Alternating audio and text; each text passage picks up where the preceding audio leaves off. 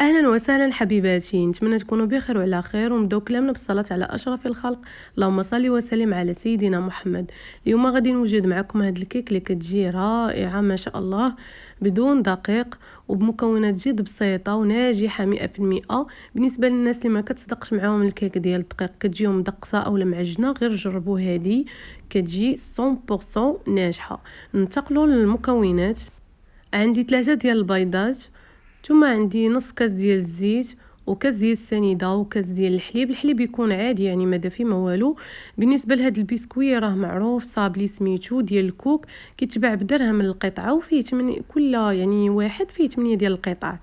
وعندي 2 خمارات ديال الحلوى و2 معالق كبار ديال الكاكاو والمر.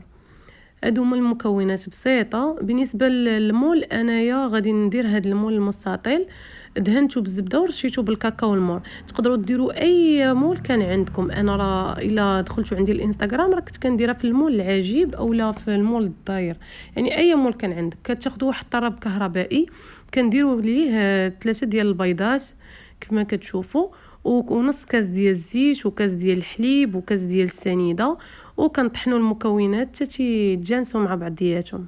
هذاك بيمو انا راه كنتكو مزيان بهذاك المدلك باش دغيا كيتفتت وكيسهل علينا باش نطحنوه، وكنضيفوه لهذاك الخلاط الكهربائي دغيا كيتخلط وكيذوب. كيف ما كتشوفوا كنضيفوا 4 ديال البسكوي وكنطحنوهم.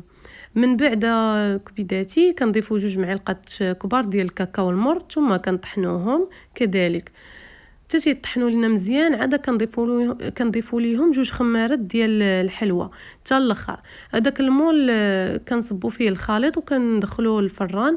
كيكون الفران يعني انا شعلته على درجه حراره 180 درجه غير لتحت حتى تطيب الكيك، يعني تقريبا نص ساعه. عاد كنشعل عليه الفوق باش كتحمر من الفوق.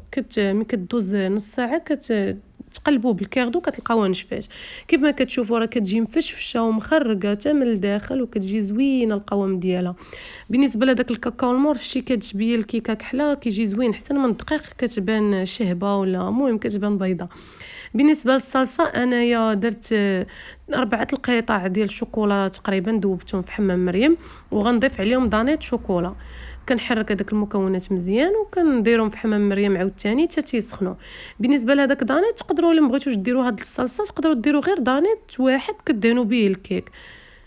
كيف ما كتشوفوا من بعد ما حيدته من فوق البوطه كندهن به الكيك بحال هكا. بغيتو ديروا غير دانيت واحد يعني دهنوا به الكيك بلا ما ديروا الشوكولا ودانيت ودهنوا يعني وتسخنوهم. المهم اللي بغيتو حتى هاد الطريقه كتجي زوينه، غير جربوها غادي تعجبكم. انا درت 2 ديال دانيت باش كتشرب لينا مزيان هذيك الكيكه هاد الصلصه. وحتى بالنسبه للتزيين يعني اي حاجه درتوها كتشد. يعني هنا عندي اللوز ايفيلي وهذوك الشوكولا بيضاء كيتباعوا رولي ديال التزيين عند اللي كيبيعوا المواد ديال الحلوى. انا غير شديتها درت لها واحد اللمعه ذهبيه.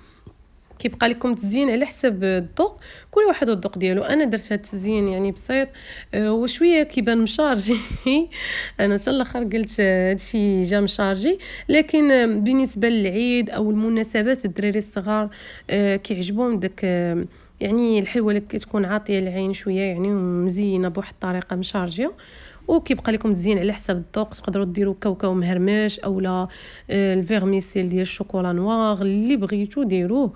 ونتمنى يعجبكم هذا التزيين ديالي. انا راه كنحط حدايا المكونات وكنبقى نزين بالطريقه اللي قال لي راسي، كنبقى نحطها وفي الاخير كتخرج النتيجه. ونتمنى تعجبكم. قولوا لي الكبيدات كي جاكم التزيين.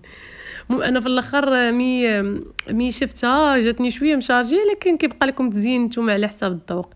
وهي صراحه كتجي زوينه وكتجي فنه. هاد كيكه غتجربوها غادي تولي هي المعتمده عندكم. انا في الاخر ضفت هذيك لافيتين في الجنيبات نتوما كيف ما كتجيو. وكي جاكم التزيين ديالي قولوا لي يا كوليداتي وصافي من بعد انا حطيتها قدمتها في هاد الطبسيل وكندخلها في الثلاجه حتى تنبغي نقدمها اولا كتبغيو تاكلوها وكتاكلوها بالصحه والراحه. نتمنى تجربوها، غادي تعجبكم بزاف، وجربوها لوليداتكم اولا ضيوفكم، اي حاجه يعني اي واحد غادي يحمق عليها لانها كتجي زوينه وخفيفه، يعني ما كتجيش مدقصه ودوك الكيكات اللي كيجيو معجنين. وبصحه والراحه الكبيدات ديالي، مع السلامه.